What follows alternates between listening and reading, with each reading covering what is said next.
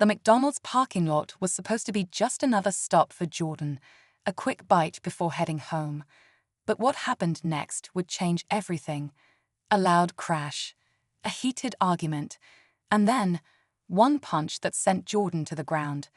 The boy who threw it, none other than the police chief's son, Ryan. Ryan had always walked through life like the rules didn't apply to him. With a powerful father backing him, he never faced consequences. But this time, people saw what happened. Phones were recording. Bystanders gasped as Jordan lay motionless. What started as a petty argument had turned into something much bigger. The whispers spread fast.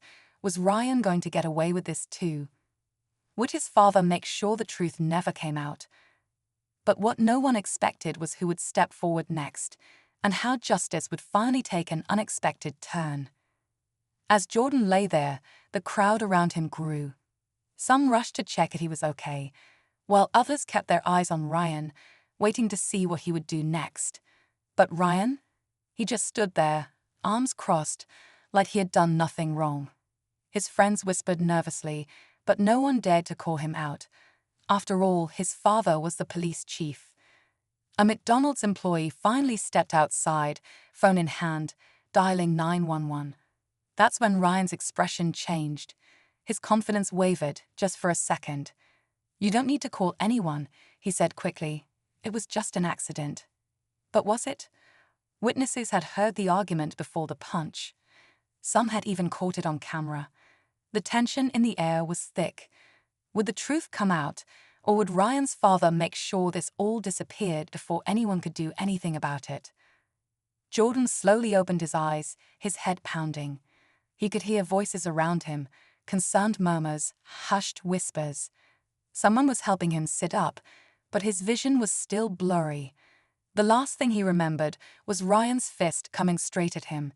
Now, Ryan was standing a few feet away, his jaw tight, his hands stuffed into his pockets like nothing had happened. The McDonald's employee was still on the phone, giving details to the dispatcher. That's when Ryan's friends started speaking up. "It wasn't that serious," one of them muttered.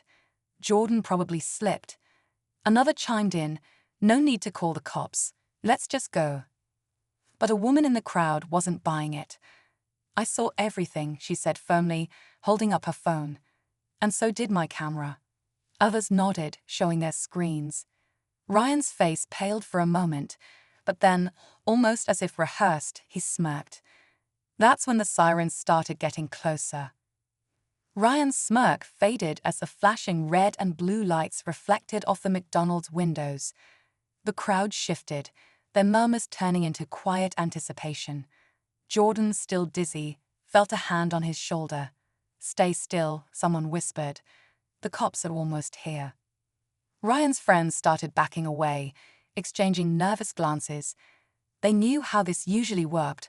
Ryan never faced trouble. His father always handled things. But this time felt different. There were too many witnesses, too many phones recording. People weren't just going to let this slide. As the first officer stepped out of the squad car, Ryan's posture stiffened. Then, another car pulled up, and another. But it wasn't just any officer who stepped out of the second vehicle. It was Chief Miller, Ryan's father. His face was unreadable as he scanned the scene. Then, without a word, he locked eyes with his son. The tension in the air was suffocating. What was about to happen next? "Chief," Miller's eyes locked onto Ryan, and for a moment, no one moved. The officers beside him waited for his reaction. The crowd stood frozen, cameras still recording.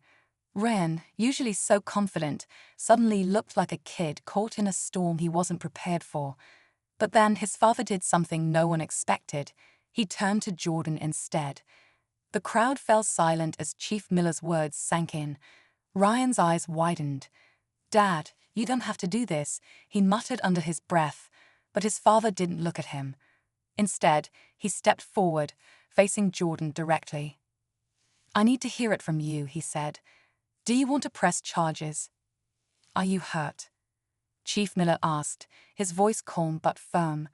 Jordan blinked in surprise. He had expected denial, excuses, anything but concern.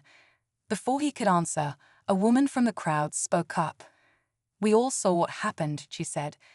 "Your son hit that boy for no reason." Others nodded, holding up their phones, and we have proof. Ryan shifted uncomfortably. His father remained silent for a long moment.